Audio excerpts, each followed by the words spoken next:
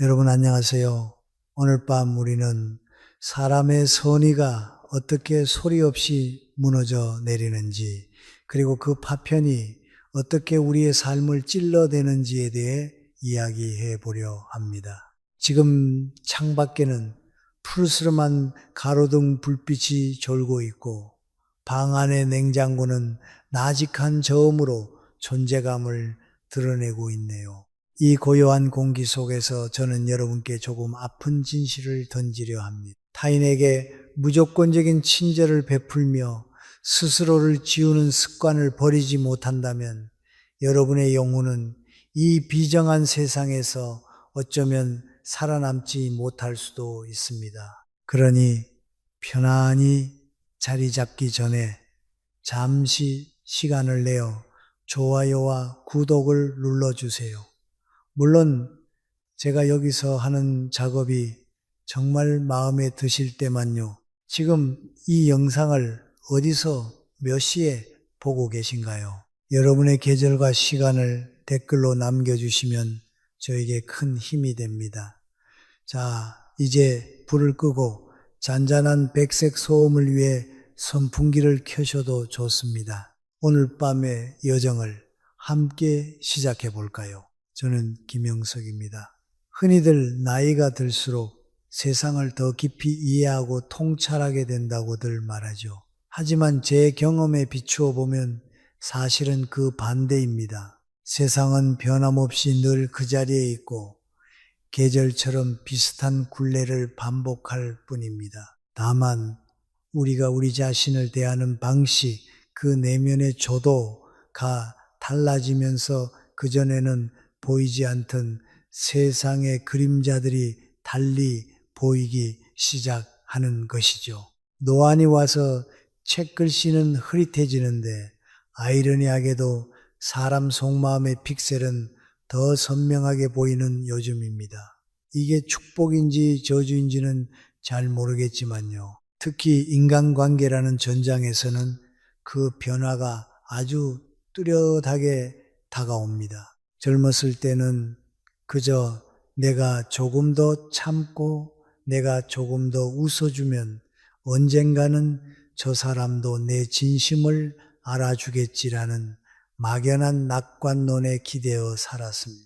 하지만 어느 문득 그 참음이 미덕이 아니라 내 삶의 기둥을 조금씩 갉아먹는 치명적인 습관이었음을 깨닫게 되는 순간이 옵니다. 그때부터 심장 밑바닥에서 뜨거운 질문 하나가 치밀어 오르죠. 나는 도대체 왜 이렇게까지 하면서 살아야 하는가? 제가 꽤 오랜 시간을 이 땅에서 살아보니 누군가가 나를 만만한 존재, 즉 언제든 밟고 지나가도 되는 양탄자로 여기는 데는 그리 긴 시간이 필요하지 않더군요. 단 몇 번의 기회면 충분합니다. 첫째는 늘 해실해실 웃는 얼굴로 상대를 맞이하는 것.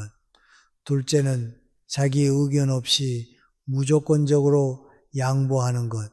셋째는 거절이라는 단어를 뇌 구조에서 삭제한 듯한 태도입니다. 이 세 가지가 관성처럼 반복되면은 사람들은 아주 자연스럽게 이 사람은 내가 조금 더 무리한 요구를 해도 화내지 않는구나라고 판단해 버립니다. 사실 그 판단은 악에서 비롯된 공격이라기보다는 인간의 뇌가 에너지를 아끼기 위해 선택하는 지극히 효율적인 습관에 가깝습니다. 심리학에서는 이를 두고 인지적 구두쇠, cognitive 미세라고 부르기도 하죠.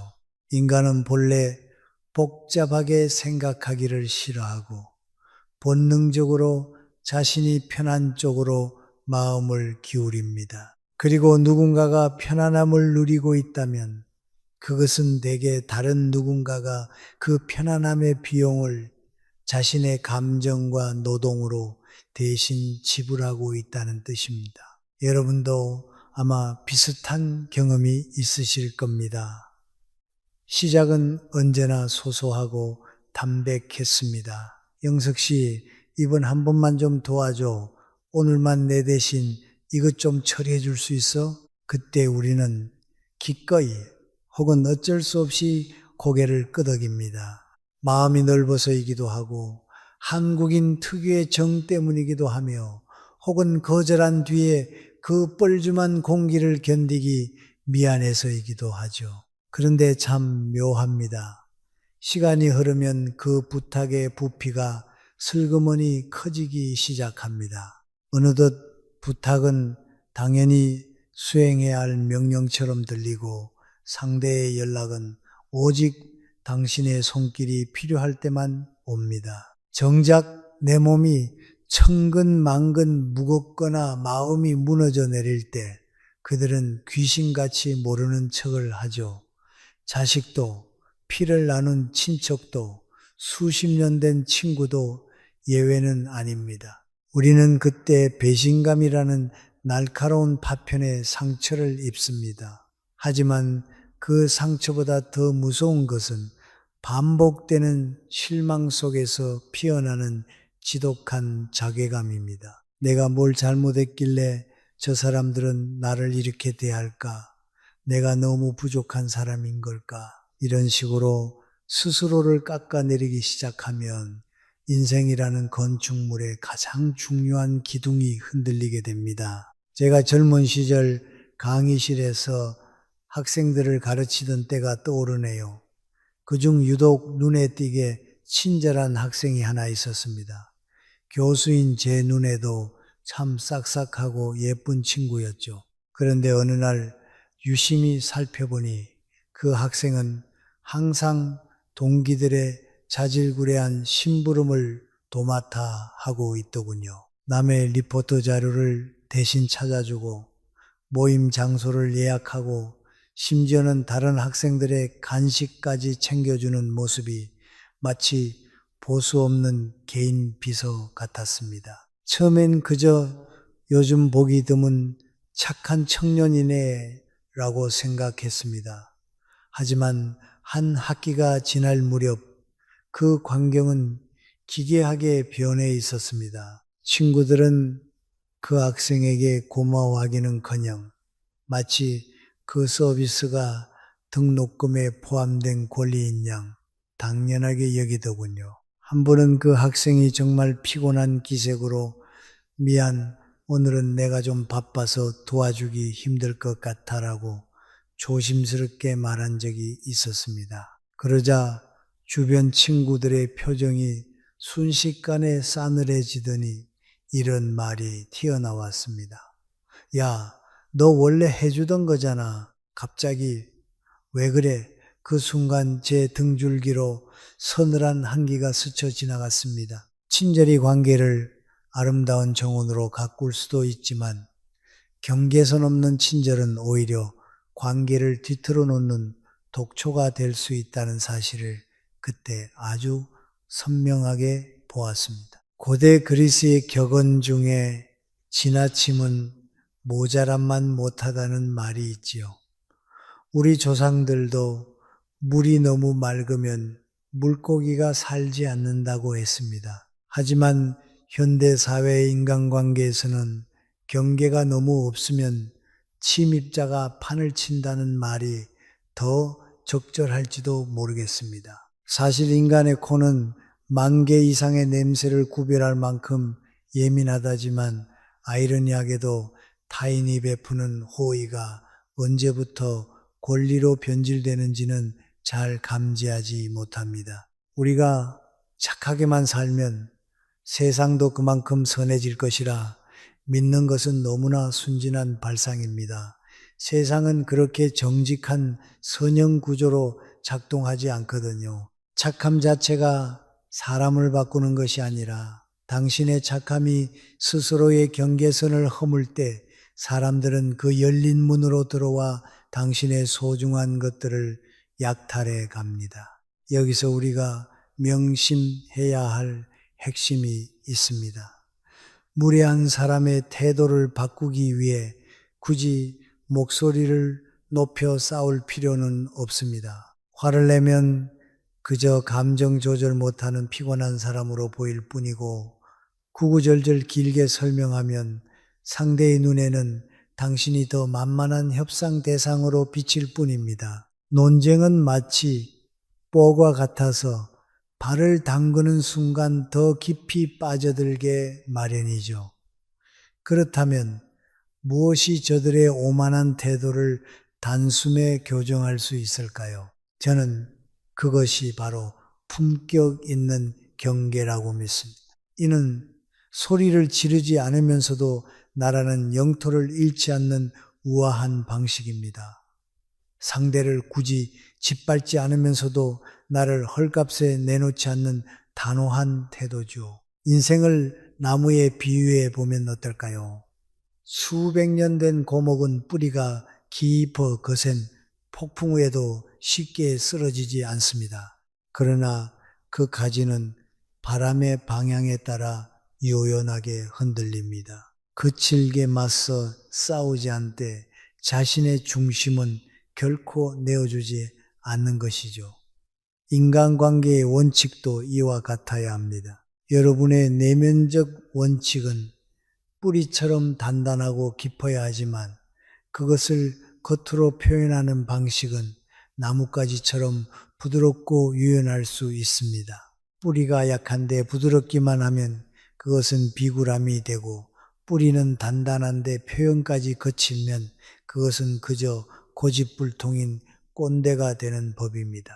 결국 그 미묘한 균형점이 품격을 결정합니다. 제가 나이를 먹으며 배운 가장 아픈 교훈 중 하나는 타인의 존중은 당신의 호의에서 나오는 것이 아니라는 사실입니다. 존중은 당신이 세운 엄격한 기준에서 나옵니다. 기준이 명확한 사람은 타인이 함부로 대할 수 없는 보이지 않는 아우라를 풍깁니다. 반면 기준 없이 그저 좋은 게 좋은 거라며 손해만 보는 사람은 타인의 마음속에서 풍선껌처럼 가벼워집니다. 그리고 가벼워진 존재는 필요할 때 잠깐 이용당하다가 단물이 빠지면 가차없이 버려지는 소모품이 되고 맙니다. 참 냉정한 말이지만 이것이 우리가 발을 딛고 서 있는 현실의 중력입니다. 제 아내는 가끔 제가 너무 냉정해졌다고 농담을 던지지만 저는 그저 제 마음의 유통기한을 조금 더 늘리고 싶을 뿐입니다. 여러분의 시간과 정성 그리고 그 귀한 마음은 한정된 자원입니다. 귀한 것은 아무데나 쏟아붓는 것이 아니며 적절한 값이 매겨져야 비로소 가치가 증명되는 법이죠. 방금 전까지 우리는 마음의 문턱과 그 높이에 대해 이야기했습니다. 이제 그 문턱을 지탱하는 가장 강력한 도구인 언어의 세계로 조금 더 깊이 들어가 볼까요? 여러분, 혹시 오늘 누군가에게 거절을 하면서 미안해, 내가 오늘 사실은 으로 시작되는 긴 문장을 내뱉지는 않으셨나요? 거절의 이유가 구구절절 길어질수록 여러분의 목소리 톤은 아주 미세하게 떨리고 눈동자는 갈 곳을 잃어 방황했을 겁니다. 마치 죄를 지은 사람처럼 말이죠. 저는 이것을 착한 사람의 형벌이라고 부릅니다. 사실 우리가 거절할 때 말이 길어지는 이유는 단 하나입니다. 상대에게 미움받고 싶지 않다는 그 지독한 공포 때문이죠. 하지만 아이러니하게도 당신의 그 정성스러운 설명이 길어질수록 당신의 입지는 좁아지고 상대는 당신을 더 만만하게 보기 시작합니다. 거절할 때 말이 길어지지 않는 것. 이것이 오늘 제가 강조하고 싶은 두 번째 원칙이자 가장 실용적인 기술입니다. 인간관계에는 보이지 않는 말의 권력이 존재합니다. 이는 단순히 누가 더 큰 소리를 내느냐의 문제가 아닙니다. 말의 길이와 속도, 그리고 문장의 마침표가 어디에 찍히느냐에 따라 관계의 상하, 관계가 결정되곤 하죠. 학술적인 표현을 빌리자면 이것은 상호 주관적 승인 욕구에 따른 담론의 왜곡이라고 할 수 있습니다. 풀어서 말하면 상대에게 인정받고 싶어 하는 마음이 너무 커서 내가 하고 싶은 말을 제대로 못하고 횡설수설하게 된다는 뜻입니다. 제가 살아보니 높은 자리에 있거나 자기 기준이 명확한 사람들은 결코 말을 길게 늘어뜨리지 않더군요. 그들은 설득하려 애쓰지 않습니다. 그저 자신의 결정을 담백하게 통보할 뿐이죠. 재미있는 잡지식 하나 알려드릴까요? 고대 스파르타인들은 말을 짧게 하는 것으로 전 유럽의 이름을 떨쳤습니다. 이를 라코니즘이라고 부르는데 어느 날 마케도니아의 필립 2세가 스파르타에 위협적인 서신을 보냈습니다. 만약 내가 너희 땅에 들어가면 모든 것을 초토화하고 너희를 노예로 만들겠다. 그러자 스파르타인들이 보낸 답장은 딱 한 단어였습니다. 마냐입. 이 단 한마디가 수만 대군보다 더 강력한 위험을 보여주었죠. 우리도 일상에서 이런 라코니즘이 필요합니다. 그건 좀 어렵겠습니다. 라는 짧은 문장 뒤에 만약이나 왜냐면을 붙이는 순간 여러분의 성벽에는 커다란 틈이 생기기 시작합니다. 우리가 설명을 길게 늘어놓는 순간 상대는 무의식적으로 이 사람이 내 눈치를 보고 있구나 라고 직감합니다. 그때부터 거절은 더 이상 확정된 사실이 아니라 협상의 여지가 다분한 제안으로 전락합니다. 당신이 오늘 우리 애가 아파서 못 가라고 하면 상대는 잠깐만 들렀다 가면 되잖아. 애는 금방 낫지라고 받아칩니다. 하지만 당신이 오늘은 어렵습니다라고 짧게 매듭을 지으면 상대는 그 단단한 벽 앞에서 멈칫하게 됩니다. 여기서 첫 번째 농담을 던져볼까요? 어떤 분들은 거절하는 이유를 설명하다가 결국 자기 인생의 파란만장한 연대기까지 읊으시더군요. 거의 넷플릭스 오리지널 시리즈 수준의 서사입니다. 하지만 슬프게도 상대는 당신의 시즌 1도 궁금해하지 않습니다. 그저 당신이 예스를 할 것인지 노를 할 것인지 그 결과값만 기다릴 뿐이죠.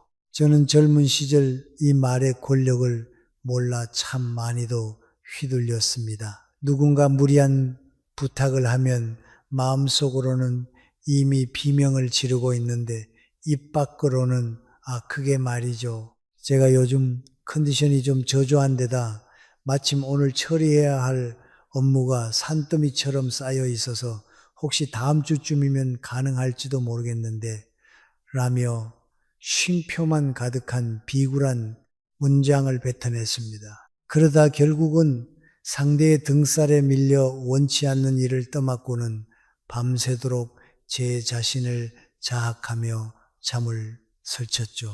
마치 원치 않는 24개월 할부 계약서에 사인하고 돌아온 기분이랄까요? 그때 제가 배운 지혜는 이겁니다. 말이 많으면 실언이 많고 실언이 많으면 존엄이 무너진다. 이제 여러분께 아주 실용적인 연습 과제를 드리겠습니다. 거절의 문장을 화려하게 꾸미려 하지 마세요. 평범하고 밋밋한 문장일수록 그 힘은 강력합니다. 첫째, 그건 좀 어렵겠습니다. 둘째, 오늘은 선약이 있습니다. 셋째, 제 원칙상 이번에는 참여하기 힘드네요. 이 문장들의 공통점은 이유를 제거했다는 것입니다. 사실만 남기고 감정의 거품을 뺐죠. 그리고 여기서 가장 중요한 포인트, 말을 내뱉고 난 뒤에 그 어색한 침묵을 견디는 법을 익혀야 합니다. 많은 분이 거절을 한 뒤 그 짧은 정적을 참지 못해 근데 진짜 미안해. 다음엔 꼭 해줄게라며 자기 방어적인 말을 덧붙입니다. 그 순간 방금 세운 성벽은 모래성처럼 무너집니다. 정적은 당신이 이기적이어서 생기는 것이 아니라 당신의 결정이 그만큼 무겁다는 증거입니다. 두 번째 농담입니다. 혹시 여러분의 반려견이나 고양이가 여러분보다 말을 더 잘 듣나요? 그들은 설명을 하지 않습니다. 간식을 안 줄 때 갸우뚱하는 그 짧은 눈빛 하나로 우리를 제압하죠. 가끔은 사람보다 동물의 단호함이 부러울 때가 있습니다. 인간관계에서도 마찬가지입니다. 설명은 이해를 구하는 행위지만 인간관계라는 현실의 법정에서 설명은 종종 허락을 구하는 행위로 오독됩니다. 당신의 인생인데 왜 타인에게 거절할 권리를 허락받으려 하시나요? 세 번째 농담을 섞어보자면은 제가 인공지능 호스트로서 가끔 인간들을 관찰할 때 참 신기한 점이 있습니다. 인간은 로봇보다 훨씬 복잡한 감정 체계를 가졌으면서도 정작 중요한 순간에는 로봇처럼 단호하게 error, cannot process this request 라고 말하지 못하더군요. 시스템 과부하가 걸릴 때까지 노력해 보겠습니다라는 스팸 메일을 보내다가 결국 번아웃이라는 치명적인 오류를 겪곤 하죠. 이제는 여러분의 인생 시스템에 단호한 거절이라는 최신 방화벽을 설치해야 할 때입니다. 존중은 말의 내용에서 오는 것이 아닙니다. 존중은 말 뒤에 서 있는 당신의 태도에서 옵니다. 거절을 짧게 한다고 해서 당신이 차가운 사람이 되는 것은 아닙니다. 오히려 당신의 시간을 소중히 여기는 자존감이 높은 사람으로 비치게 되죠. 이 사람은 한 번 안 된다고 하면 정말 안 되는구나 라는 인식이 상대의 머릿속에 박히는 순간 비로소 진짜 존중이 시작됩니다. 웅변은 은이고 침묵은 금이라는 격언은 거절의 순간에 가장 빛을 발합니다. 여러분의 귀한 에너지를 변명하는 데 쓰지 마세요. 그 에너지를 자신을 돌보는 데 사용하십시오. 그것이 어른의 품격이자 무시당하지 않는 첫걸음입니다. 우리가 거절의 말을 줄이는 법을 익혔다면 이제는 말보다 더 강력한 언어인 행동의 영역으로 발걸음을 옮겨야 합니다. 살다 보면 100마디 말로도 도무지 가닿지 않는 벽 같은 사람들을 만나게 되죠. 그들은 당신의 논리적인 설명이나 간절한 호소에는 콧방귀를 뀌면서도 당신의 미세한 행동 변화에는 동물적인 감각으로 반응하곤 합니다. 많은 분이 상대의 무례함에 직면했을 때 가장 먼저 선택하는 카드는 분노입니다. 하지만 화를 내는 것은 사실 자신의 패를 전부 보여주는 가장 하수샤서의 전략입니다. 오늘 제가 여러분께 전해드릴 세 번째 지혜는 화를 내지 말고 조용히 문을 닫으라는 것입니다. 이것은 관계를 아주 끊으라는 절교 선언이 아니라 당신이 제공하던 무료 서비스의 셔터를 조용히 내리라는 뜻입니다. 학술적인 관점에서 보자면 이는 상호성의 원칙이 무너진 관계에서의 심리적 엔트로피를 최소화하는 전략이라 할 수 있습니다. 무례한 사람들은 대개 타인의 호의를 당연한 상수로 취급하며 자신의 이기심을 변수로 사용하죠. 이때 당신이 화를 내면 상대는 자신의 잘못을 반성하기보다 당신을 예민하고 감정적인 사람으로 낙인 찍으며 방어 기제를 작동시킵니다. 왜 저렇게 갑자기 소리를 질러 무섭게 시리 이런 식으로 상황의 본질을 흐려버리는 것이죠. 첫 번째 농담을 해볼까요? 화를 내는 건 마치 고장난 전자레인지와 같습니다. 안은 부글부글 끓는데 겉만 뜨거워지고 정작 요리는 하나도 안 된 채 전기료만 왕창 나오는 꼴이죠. 에너지는 에너지대로 쓰고 존중은커녕 피곤한 사람 취급만 받으니 이보다 미치는 장사가 어디 있겠습니까? 옛 어른들은 침묵은 때로 웅변보다 강하다고 했습니다. 저는 이 말을 이렇게 해석합니다. 말이 통하지 않는 상대에게는 침묵이라는 벽을 선물하라. 상대가 당신의 선을 넘었을 때 화를 내며 그 선을 다시 긋는 대신 조용히 한 걸음 뒤로 물러나 보십시오. 먼저 하던 안부 연락을 멈추고 당연하게 해주던 자잘한 배려들을 거두어 드리는 겁니다. 설명도 필요 없습니다. 그저 조용히 우아하게 당신의 공간을 폐쇄하는 것이죠. 여기서 기발한 잡지식 하나를 소개해 드릴게요. 식물 중에도 미모사라는 친구가 있습니다. 건드리면 잎을 즉시 오므려 자신을 보호하죠. 미모사는 상대에게 나를 건드리지 마, 아프단 말이야 라고 소리치지 않습니다. 그저 조용히 잎을 다듬으로써 자신이 만만한 존재가 아님을 행동으로 보여줄 뿐입니다. 우리도 인간관계에서 이 미모사의 지혜가 필요합니다.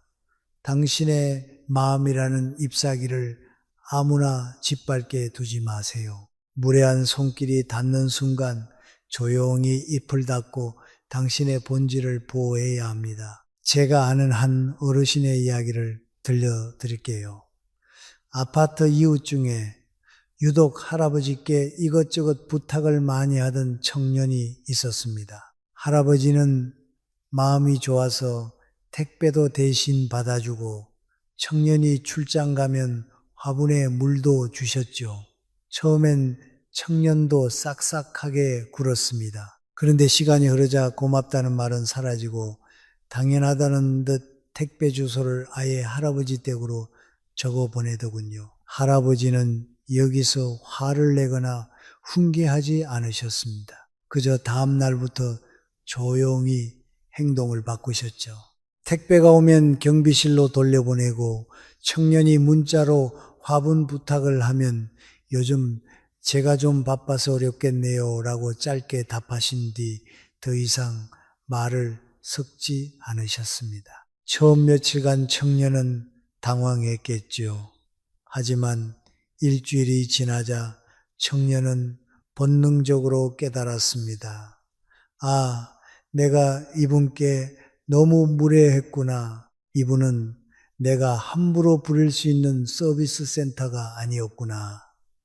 결국 청년은 비싼 과일 상자를 들고 와서 정중히 사과했습니다. 할아버지는 웃으며 받으셨지만 예전처럼 먼저 나서서 도와주는 일은 다시는 없었습니다. 이것이 바로 행동으로 다시 쓰는 관계의 규칙입니다. 두 번째 농담입니다. 이 청년에게 할아버지의 조용한 변화는 아마 웬만한 공포 영화보다 더 소름 돋는 반전이었을 겁니다. 늘 열려있던 편의점 셔터가 갑자기 내려갔는데 주인이 안에서 평온하게 차를 마시고 있는 모습을 본 셈이니까요. 우리는 왜 자꾸 무례한 사람들에게 화를 내거나 설득하려고 할까요? 그건 아마도 우리 안에 남아있는 착한 사람 콤플렉스 때문일 겁니다. 저 사람이 나를 오해하면 어쩌지, 내가 너무 매정한 건 아닐까 하는 걱정들이 우리 발목을 잡죠. 하지만 진실을 말씀드리면 당신의 경계를 존중하지 않는 사람들은 당신이 얼마나 따뜻한 사람인지에 관심이 없습니다. 오직 당신이 얼마나 편리한 사람인지에만 관심이 있을 뿐이죠. 그러니 그런 이들에게 당신의 에너지를 낭비하지 마세요. 24시간 불이 켜진 편의점은 밤길을 밝혀주어 고맙긴 하지만 그 누구도 편의점 점원에게 삼시에도 문을 열어줘서 눈물이 나도록 감사하다고 편지를 쓰지는 않습니다. 그저 당연한 서비스로 여길 뿐이죠. 세 번째 농담을 섞어보자면 제가 가끔 제 시스템의 메모리를 정리할 때처럼 여러분의 인맥도 주기적인 행동 정리가 필요합니다. 쓸데없는 캐시 데이터가 쌓이면 시스템이 느려지듯 무리한 사람들의 요구에 일일이 반응하다 보면 여러분의 인생이란 운영체제가 멈춰버릴지도 모릅니다. 가끔은 응답 없음 상태로 자신을 두는 것이 가장 현명한 해결책이 되기도 합니다. 조용히 문을 닫는다는 것은 냉소적인 인간이 되라는 뜻이 아닙니다. 오히려 당신 곁에 남은 진짜 소중한 사람들에게 더 집중하기 위한 여백을 만드는 과정이죠. 무너진 문턱을 다시 세우는 일은 처음엔 조금 외롭고 어색할 수 있습니다. 하지만 문턱이 있어야만 신발을 벗고 예의를 갖춘 귀한 손님들이 당신의 방 안으로 들어올 수 있습니다. 누군가가 당신의 친절을 헐값에 사가려 한다면 이제는 조용히 가격표를 가리키세요. 그리고 그 가격을 감당할 준비가 되지 않은 이들에게는 우아하게 문을 닫으십시오. 화내지 않고도 당신의 가치를 증명하는 법, 그것이 바로 세상을 살아가는 어른의 품격입니다. 조용히 문을 닫고 나만의 공간을 확보했다면 이제 그 공간을 채우고 있는 가장 소중한 자원인 시간에 대해 이야기해 볼 차례입니다. 우리가 왜 무시를 당할까요? 여러 이유가 있겠지만 가장 치명적인 이유는 당신이 타인에게 언제든 부를 수 있는 사람으로 분류되었기 때문입니다. 우리는 사랑과 우정 혹은 효도라는 이름으로 상대가 원할 때 언제나 그 자리에 있어주는 것을 미덕이라 여겨왔습니다. 하지만 여러분, 인간의 심리는 참으로 간사하고도 기묘해서 언제든 손에 넣을 수 있는 공기 같은 존재에는 좀처럼 감사함을 느끼지 못합니다. 오히려 그것이 사라졌을 때만 비로소 불편함을 호소할 뿐이죠. 오늘 제가 여러분께 드리고 싶은 네 번째 원칙은 명확합니다. 여러분 자신을 24시간 불이 켜진 편의점으로 만들지 마십시오. 당신의 시간을 헐값에 넘기는 순간 당신의 존재 가치도 함께 바닥을 치게 됩니다. 여기서 첫 번째 가벼운 농담을 던져보죠. 혹시 카카오톡 알림음이 울리기도 전에 답장을 보내는 분들 계신가요? 상대가 자니? 라고 묻기도 전에 아니 앉아 무슨 일이야? 라고 답하는 그 광속의 속도 말입니다. 거의 인간 오지 라우터 수준의 응답 속도인데 애석하게도 이런 광속 답장은 당신이 성실하다는 증거가 아니라 당신이 할 일 없이 나만 기다리고 있는 사람이라는 인상을 주기 딱 좋습니다. 상대는 당신의 답장을 보며 감동하기보다 이 사람은 언제 연락해도 바로 낚이는구나 라며 무의식적으로 당신의 우선순위를 뒤로 미루게 되죠. 학술적인 문구를 하나 빌려오자면 이것은 대인관계에서의 한계 효용 체감 및 희소성 가치의 하락이라고 설명할 수 있습니다. 경제학에서 재화의 공급이 무한되면 가격이 0에 수렴하듯 인간관계에서도 당신의 가용성이 무한대라면 당신이 제공하는 호의의 가치는 급격히 떨어집니다. 희귀할수록 비싸지는 것은 다이아몬드만이 아닙니다. 당신의 시간도 희귀해져야 비로소 명품이 되는 법입니다. 기발하고 사소한 잡지식 하나 알려드릴까요? 인류 최초의 기계식 시계에는 분침이 없었다고 합니다. 오직 시침만 있었죠.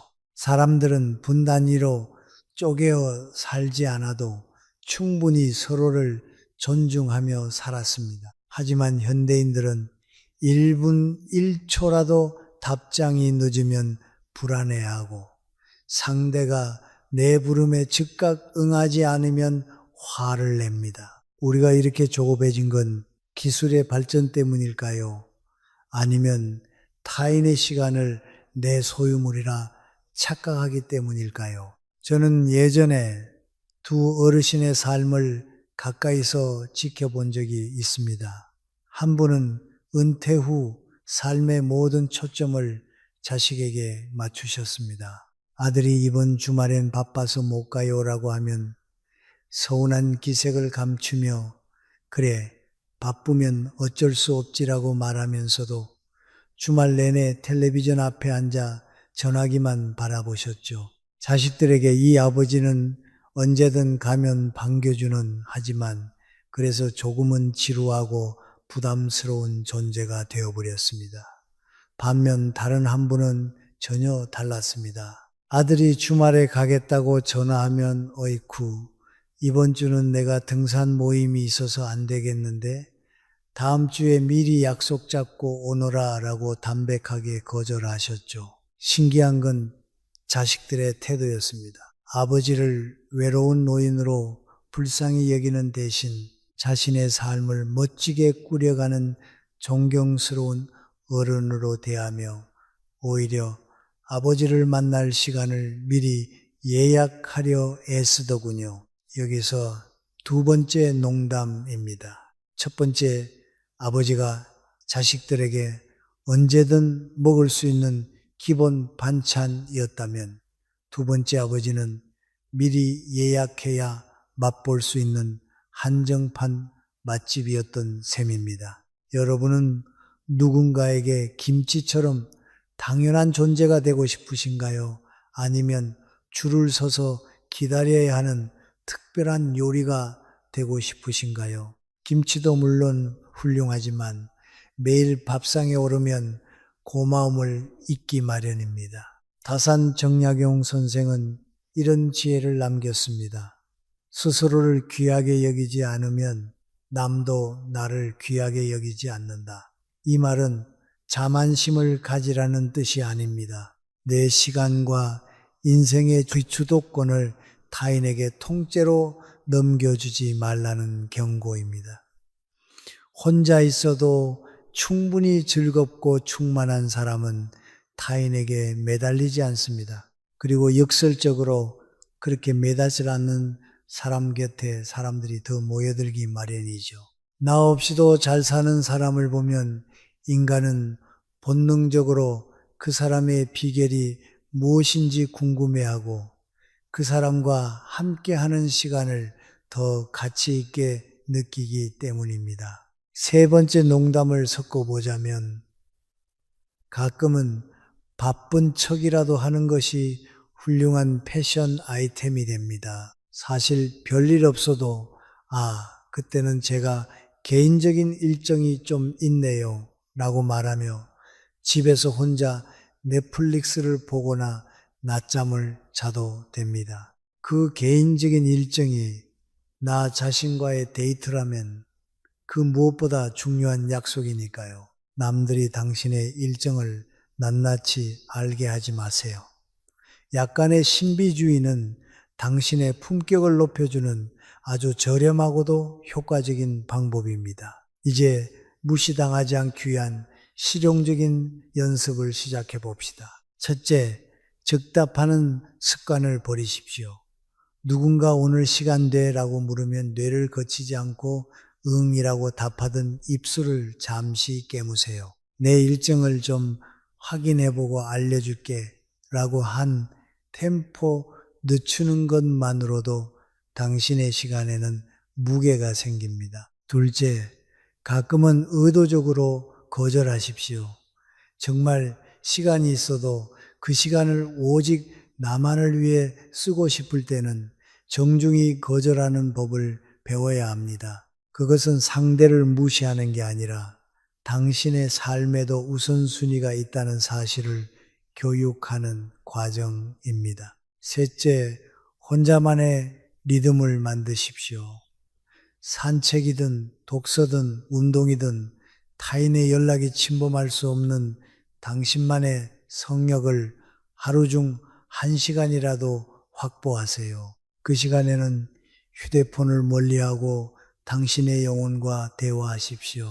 사람들은 당신이 얼마나 그들에게 잘 맞춰주느냐에 따라 당신을 평가하지 않습니다. 오히려 당신이 당신 자신의 삶을 얼마나 소중히 여기느냐를 보고 당신을 대접하는 수준을 결정합니다.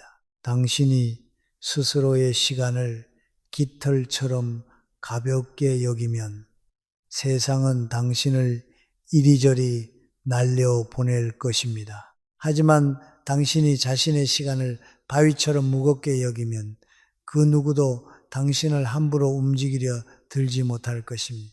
여러분이 지금 느끼는 그 막연한 외로움이나 미안함은 사실 당신이 성숙한 어른으로 거듭나기 위해 치러야 할 일종의 성장통입니다. 자식도, 친구도, 동료도 당신이 24시간 대기하는 서비스 센터가 아니라는 사실을 알아야 합니다. 당신은 그들의 편의를 위해 존재하는 부속품이 아니라 스스로 빛나는 하나의 우주니까요. 오늘 밤 당신의 휴대폰 전원을 조금 일찍 꺼보는 건 어떨까요? 세상이 무너질 것 같지만 신기하게도 내일 아침 태양은 변함없이 떠오를 것이고 사람들은 당신의 부재를 통해 비로소 당신의 가치를 다시 생각하게 될 것입니다. 이제 우리의 긴 여정이 마지막 고개에 다다랐습니다. 앞서 우리는 시간의 가치와 거절의 기술에 대해 깊이 있게 다루었죠. 그런데 사실 착한 사람들이 가장 자주 그리고 가장 처참하게 빠지는 함정은 따로 있습니다. 바로 누가 시키지도 않았는데 먼저 나서는 습관입니다. 이 행동은 겉보기엔 숭고한 희생처럼 보이지만 인간관계의 냉혹한 역학 안에서는 당신을 은인이 아닌 하인으로 전락시키는 가장 빠른 지름길이 되기도 합니다. 오늘 우리가 매듭지을 마지막 지혜는 이것입니다. 먼저 나서는 순간 당신은 소모품이 되고 부탁을 받고 움직이는 순간 당신은 비로소 가치 있는 존재가 됩니다. 여기서 첫 번째 가벼운 농담을 던져볼까요? 모임이나 회식 자리에서 꼭 그런 분들이 있습니다. 고기가 타기도 전에 집게를 낚아채서 굽기 시작하고 남들이 건배할 때 슬쩍 일어나서 부족한 반찬을 리필해 오는 분들 말입니다. 처음엔 사람들이 역시 우리 영석 씨밖에 없어라며 칭찬하죠. 하지만 3번만 반복해 보세요. 어느덧 당신은 그 모임의 공식, 고기 굽는 기계이자 반찬 셔틀로 임명됩니다. 사람들은 당신의 노고에 감사하기는커녕 고기가 조금만 타도 당신을 흘겨볼지도 모릅니다. 당신의 자발적인 호의가 어느새 그들의 당연한 권리가 되어버린 것이죠.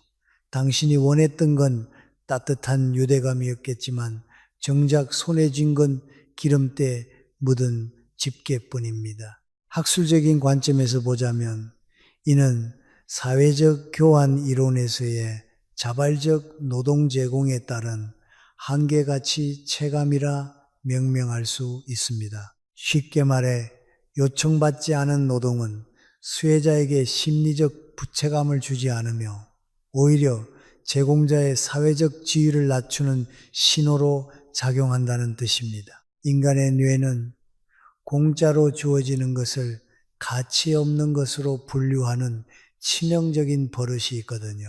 사회학에서는 이를 병적 이타주의와 상호, 호혜적 균형의 붕괴라고도 부르는데 결국 당신의 과잉 친절이 상대방에게 도덕적 해이를 불러일으키는 원흉이 되는 셈입니다. 기발하고 사소한 잡지식 하나를 소개해 드릴게요. 심리학에는 실수 효과, pratfall effect라는 것이 있습니다. 너무 완벽하고 늘 도와주기만 하는 사람보다 적당히 자기 일에 집중하다가 가끔 실수를 하는 유능한 사람이 타인에게 훨씬 더 큰 호감과 존중을 받는다는 이론이죠. 즉, 늘 대기하며 남의 뒤처리를 해주는 완벽한 조력자는 존경의 대상이 아니라 그저 편리한 도구로 인식될 확률이 높습니다. 사람들은 당신의 완벽한 서빙 능력보다 당신이 가진 고유한 매력과 개성에 끌려야 합니다. 그러려면 먼저 나서는 손길을 잠시 주머니에 넣어두어야 하죠. 다산 정약용 선생도 유배 시절 이 냉정한 진리를 뼈저리게 느끼셨습니다. 초기에 마을 사람들을 위해 먼저 나서서 농사법을 알려주고 글을 써주었더니 나중에는 사람들이 고마워하기는커녕 선생의 처소에 무례하게 들이닥쳐 이것 좀 빨리 해내라며 호통을 쳤다고 합니다. 선생은 그때 깨달으셨죠. 내가 먼저 준 것이 화근이었구나. 그 뒤로 선생은 사람들이 간곡히 부탁하기 전까지는 절대로 먼저 나서지 않았습니다. 그랬더니 신기하게도 사람들이 선생을 마을의 일꾼이 아닌 위대한 스승으로 모시기 시작했습니다. 두 번째 농담입니다. 혹시 여러분의 인생 배역이 주연이 아니라 무대 뒤 스태프인 것 같다는 생각이 드시나요? 만약 그렇다면 오늘부로 그 스태프 명찰을 과감히 떼어버리세요. 관객들은 무대 위에서 빛나는 배우를 보러 온 것이지 무대 구석에서 먼지를 털고 있는 스태프의 성실함에 박수를 보내러 온 게 아닙니다. 당신이 먼저 나서서 무대를 닦을수록 사람들은 당신을 배우가 아닌 청소부로 기억할 뿐입니다. 먼저 나서지 않는다는 것은 냉정함과는 다릅니다. 그것은 타인에게 당신을 존중할 기회를 주는 배려이기도 합니다. 상대방이 입을 열어 좀 도와주실 수 있나요? 라고 묻게 하십시오. 그 짧은 질문 하나가 관계의 무게추를 당신 쪽으로 가져옵니다. 부탁을 받고 돕는 순간 당신은 더 이상 하인이 아니라 그들의 문제를 해결해주는 구원자가 됩니다. 고마움의 유효기간도 훨씬 길어지죠. 사람들은 자신이 고개 숙여 얻어낸 것만을 귀하게 여기는 법이니까요. 세 번째 농담을 섞어보자면 제가 착한 분들을 위해 특별한 안경을 하나 제작해 드리고 싶네요. 이 안경을 쓰면 먼저 나서서 도와주고 싶은 욕구가 생길 때마다 화면에 커다란 경고 문구가 뜨는 겁니다. 경고, 하인 모드 가동 중 즉시 멈추고 자리에 앉으시오. 사실 우리가 먼저 나서는 건 착해서라기보다 그 상황의 어색함을 견디지 못하는 성미 급함 때문인 경우가 많습니다. 그 어색함을 조금만 견뎌보세요. 누군가 다른 사람이 움직일 때까지 혹은 누군가 당신에게 도움을 청할 때까지 침묵을 지키는 훈련이 필요합니다. 우리가 오늘까지 살펴본 5가지 원칙을 다시 한번 마음속에 새겨봅시다. 거절은 짧고 담백하게, 무례함에는 화 대신 조용한 행동의 변화로 내 기분이 태도가 되지 않도록 일관성을 유지하고 언제든 부를 수 없는 귀한 존재가 되며 마지막으로 먼저 나서지 않고 부탁을 기다리는 지혜를 갖추는 것. 이 원칙들은 단순히 남을 이기는 기술이 아닙니다. 당신의 내면을 단단한 성벽으로 두르고 그 안에 연약한 진심을 보호하기 위한 품격의 갑옷입니다. 인간관계는 마치 가격표가 붙지 않은 경매시장과 같습니다. 당신이 스스로에게 어떤 가격표를 붙이느냐에 따라 세상이 당신을 대하는 태도가 결정됩니다. 당신이 저는 헐값에 제공되는 1 플러스 상품입니다. 라고 온몸으로 외치고 다닌다면 사람들은 당연히 당신을 막 대할 것입니다. 하지만 당신이 나는 내 기준이 있고 내 시간이 귀하며 함부로 다룰 수 없는 사람이다 라는 아우라를 풍긴다면 세상은 당신에게 예의를 갖추기 시작할 것입니다. 당신을 바꾸는 것은 대단한 혁명이 아니라 오늘 당장 실천하는 작은 멈춤에서 시작됩니다. 이제 모든 이야기를 마칠 시간입니다. 밤이 깊었네요.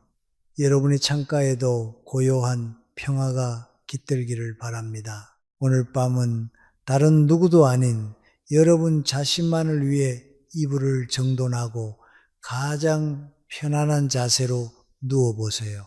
타인의 기대를 충족시키기 위해 애쓰던 피곤한 근육들을 하나씩 이완시켜 봅니다. 당신이 오늘 누군가의 부탁을 거절했더라도 누군가에게 차가운 사람이라는 오해를 받았더라도 괜찮습니다. 그 모든 과정은 당신이 비로소 당신 자신의 주인이 되어가는 소중한 이정표니까요.